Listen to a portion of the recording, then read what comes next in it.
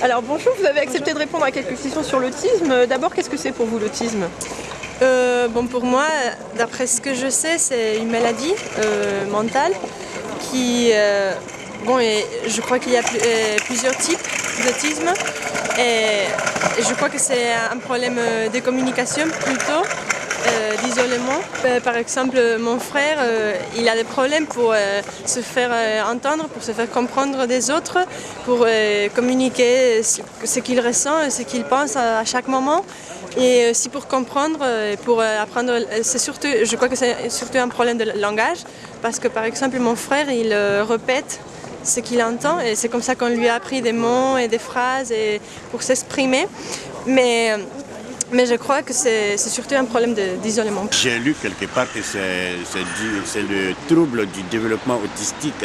Oui, en effet. Et que ça prend le nom Asperger du nom de l'Autrichien ou de l'Allemand qui a fait des travaux dessus. Tout à fait, dans les années 43 ou 40. Mais en fait, ces travaux sont remontés que tout récemment. Quoi?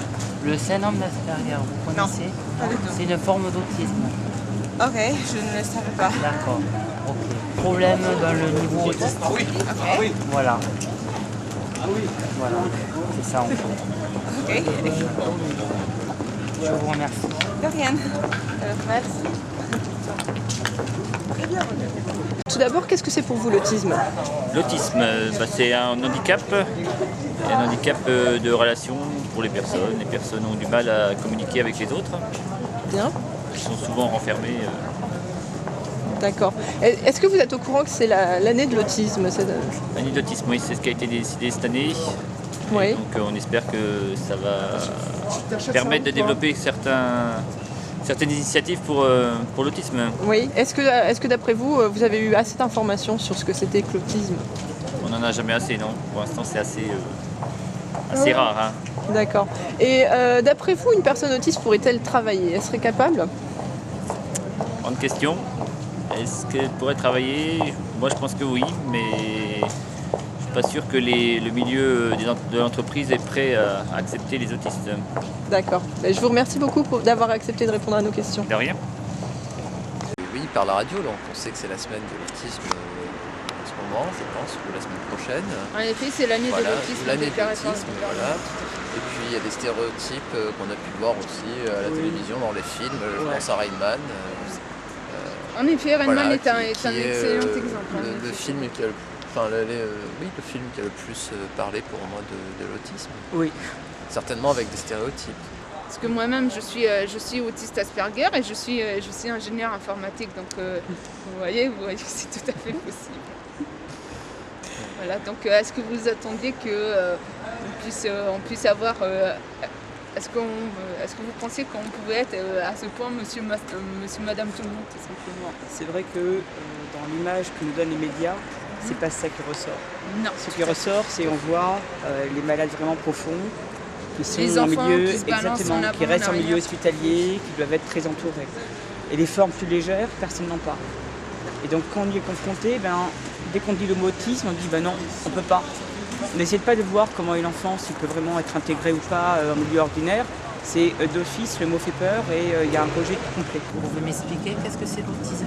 L'autisme, c'est une maladie qui fait que les personnes sont déconnectées, on va dire, de la réalité. Comme ça. Alors, je vais peut-être vous remettre un peu en place. Ce n'est pas une maladie, c'est un handicap depuis 92. Mais après, il y a des maladies qui se gravent dessus. D'accord. Avant 90, c'était quoi? Considéré comme pas du tout, presque méconnu en France, là on devient en parler en France. C'est quoi une maladie? C'est un handicap. D'accord. Voilà. Vous connaissez plus principalement le syndrome d'Asperger? Non. Non.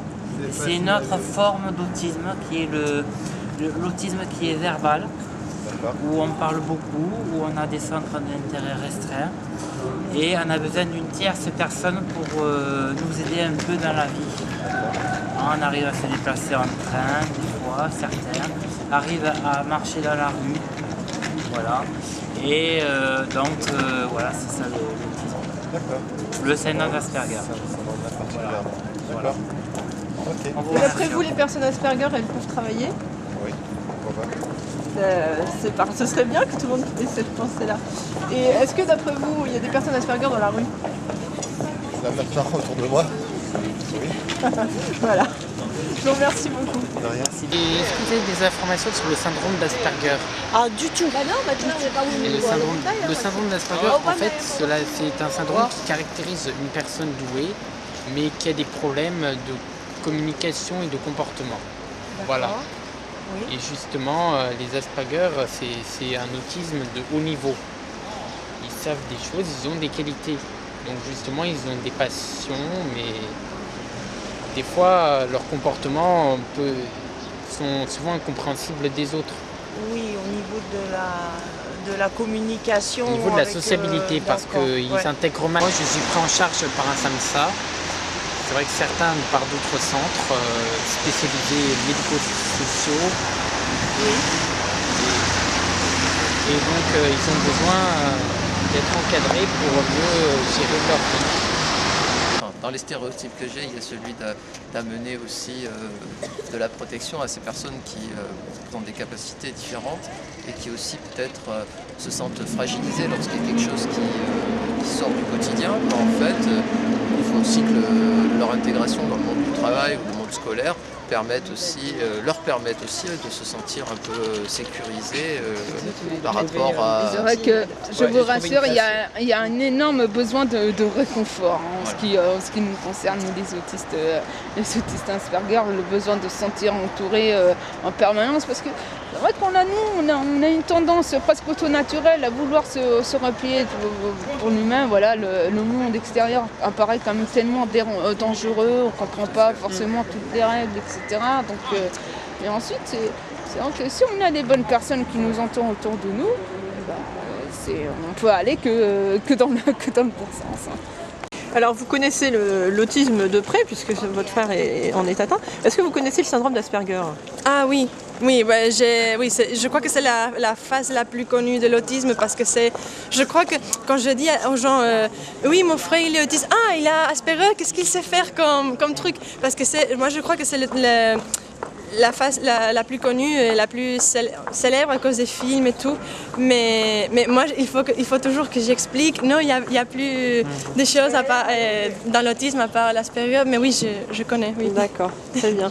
Et alors, d'après vous, la situation en Espagne et la situation en France, c'est la même ou c'est mieux ailleurs? Pour la France, je m'y connais pas parce que je suis ici en Erasmus.